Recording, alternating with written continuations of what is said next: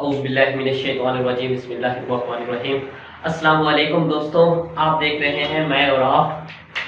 जैसा कि आपको मालूम है कि जो काम भी हमें स्टार्ट करना चाहिए सबसे पहले अल्लाह का नाम लेकर स्टार्ट करना चाहिए। पिछली वीडियो जो मेरी थी वो थी अब ट्रस्ट के बारे में। हम सीख रहे हैं फॉरेक्स।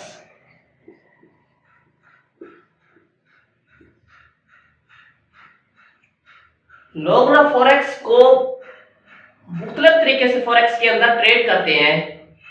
बहुत से लोग अपने मेथड्स लगाते हैं, मोमेंटम मेथड हो गया, बीएसए मेथड्स हो गया, बहुत से मेथड्स अप्लाई करके चार्ट्स के ऊपर अप्लाई करके पैसा प्रिंट करते हैं।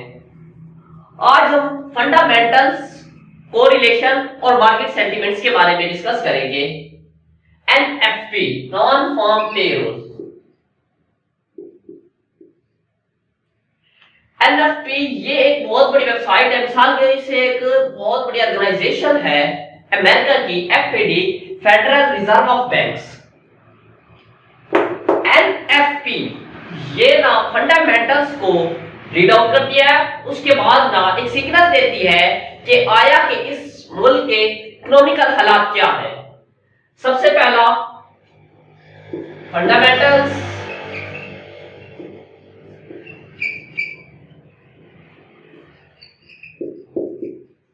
मार्केट सेंटिमेंट्स और कोरिलेशंस। दोस्तों पहले मैंने सोचा कि 10 से 15 वीडियोस ना मोड पे बनाता हूं, उसके बाद ना आपको ऑनलाइन स्क्रीन पे ले आऊंगा इंशाल्लाह जल्द अज जल्द। सबसे पहले ना हम फंडामेंटल्स को डिस्कस कर लेते हैं 2 मिनट के अंदर। फंडामेंटल्स है क्या चीज? फंडामेंटल्स में ना 2 तरह की पॉलिसी आ जाती है। एक होती है फिस्कल पॉलिसी, दूसरी होती है मॉनेटरी पॉलिसी।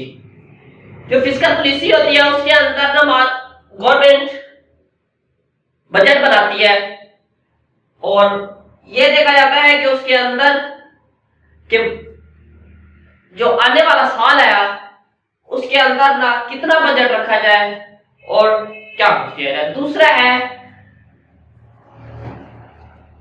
एक तो हो गया फिस्कल पॉलिसी, दूसरी हो गई मॉनेटरी पॉलिसी।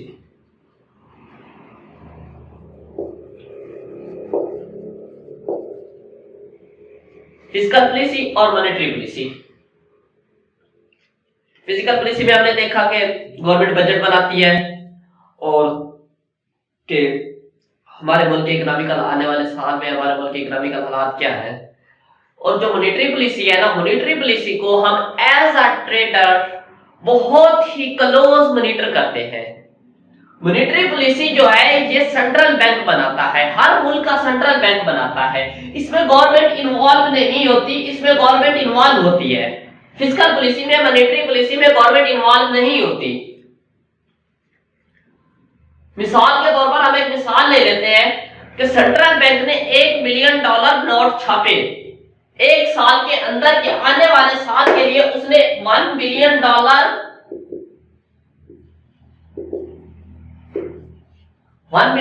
नोट छापे। आप ऐसे कोई बता सकता है कि $1 बिलियन मार्केट में मौजूद होंगे? नहीं।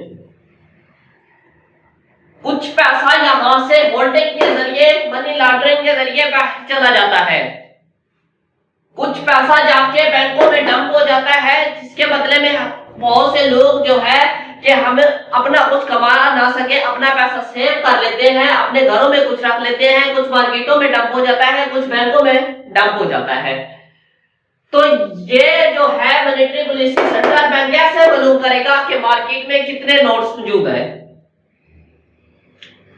फंडामेंटल्स में 3 चीजें आ जाती हैं। सबसे पहला जो है इन्फ्लेशन।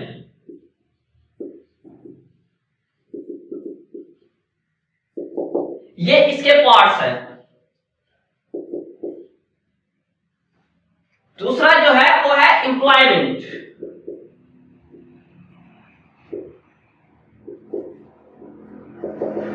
जो तीसरा है वो है ग्रोथ, कि हमारे मुल्क की जीडीपी कितनी है। सबसे हम पहले इन्फ्लेशन को डिस्कस कर लेते हैं। इन्फ्लेशन क्या है? एक्चुअली होता क्या है कि जब किसी मुल्क की इन्फ्लेशन बढ़ती है तो उस मुल्क के अंदर नोटों की तादाद बढ़ जाती है।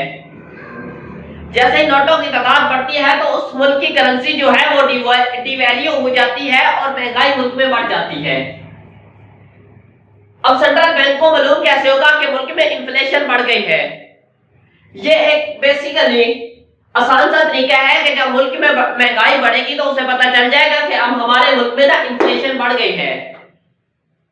तो इन्फ्लेशन को कंट्रोल कैसे करेगा कि हमारे मुल्क में जो नोटों की गर्दिशी तादाद है वो बढ़ चुकी है, तो वो उसको कंट्रोल करने के लिए बैंकों को एक हदायत जारी कर देगा कि आप शरह सूद अगर 3% दे रहे हो तो इसको 5% कर दो।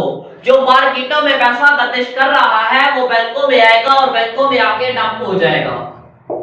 तो इसकी खातिर बहुत से लोग 3% जो ले रहे होते हैं वो दूसरे लोगों को बताते हैं कि जो आपका पैसा मार्केट में गर्दिश कर रहा है, मार्केट में आप कोई बिजनेस करते हो, बिजनेस में आपको नुकसान भी हो सकता है, तो आप अपना पैसा ले आओ, बैंकों को दो, बैंक आपको 5% दे रहे हैं पर मंथ। ये है इन्फ्लेशन। अगर करेंसी की वैल्यू डिक्रीज हो जाती है, करेंसी की वैल्यू डिक्रीज उस वक्त होगी जब इन्फ्लेशन कम होगी और महंगाई भी कम हो जाएगी। ये होता है इसका दूसरा सूत्र। एक मिसाल ले लेते हैं कि एक मुल्क है, एक मुल्क में ना एक डबल रोटी 1 रुपए की है। उस मुल्क में 100 नोट है और 100 डबल रोटी है और कुछ नहीं है।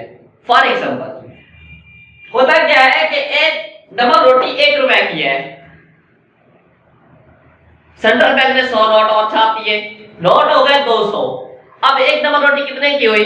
इन्फ्लेशन बढ़ी, नोटों की तादाद बढ़ी, करेंसी की वैल्यू डिवैल्यू हो गई, करेंसी डिवैल्यू हो गई, महंगाई बढ़ गई। जो 1 रुपए की डबल रोटी थी वो 2 रुपए की हो गई।